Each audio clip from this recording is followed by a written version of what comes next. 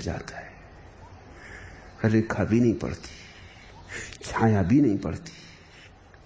इसलिए शंकर कहते हैं जिसने किंचित भी गीता पढ़ी है, इस गीता से कोई श्रीमद् भगवत गीता का संबंध नहीं है, क्योंकि जिसने किंचित भी कुरान पढ़ा है वो भी पहुंच जाएगा, जिसने किंचित भी बाइबल पढ़ी है वो भी पहुंच जाएगा, और जिसने न बाइबल पढ़ी है, न कुरान पढ़ा है, न गीता पढ़ी है, किंचित भी जीवन पढ़ा है, वो भी पहुंच जाएगा।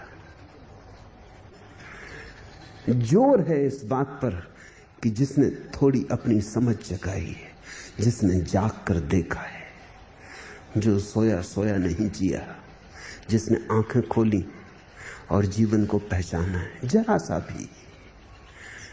जरा सा छोर हाथ में आ जाए, फिर सारा स्वर्ग हाथ में।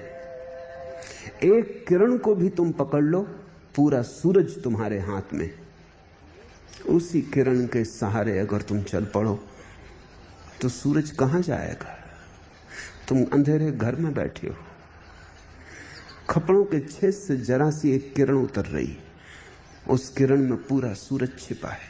तुम उसके सहारे ही चल पड़ो, तुम सूरज तक पहुंच जाओगे। पूरे सूरज को घर में उतारने की जरूरत भी नहीं है, उतने ज्यादा का करोगे क्या, अपच हो जाएगा। तो ध्यान रखना, कहीं ऐसा ना हो कि तुम शास्त्र को इकट्ठा करने में लग जाओ, अन्यथा शास्त्र तुम्हारा कारागृह बन जाएगा।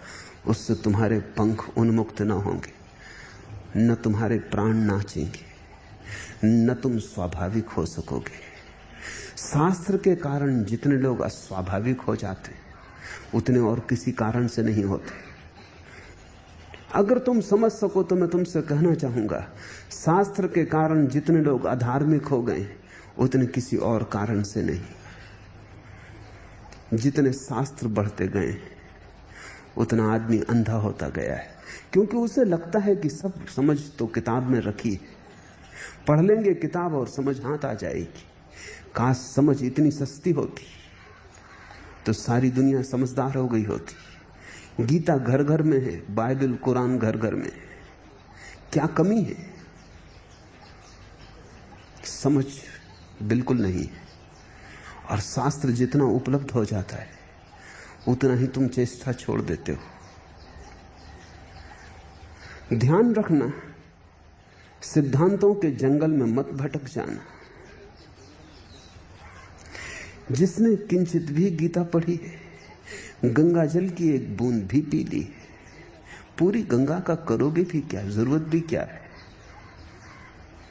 पूरी गंगा बहुत है, एक बूंद तुम्हारे लिए काफी है। किस गंगा की बात कर रहे हैं शंकर?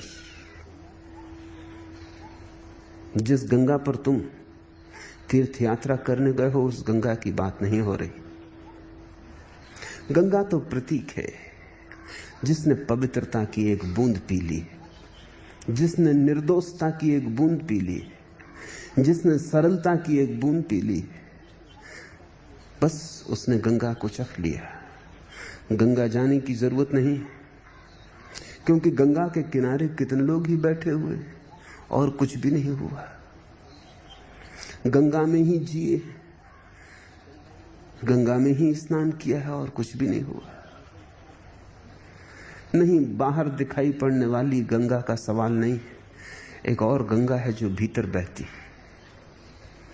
और एक बूंद काफी है।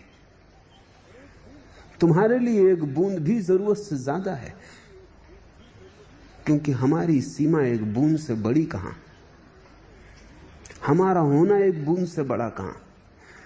हम इस विराट अस्तित्व में एक छोटी सी बूंद है। गंगा की एक छोटी सी बूंद ही हमें नहला देगी और पवित्र कर देगी।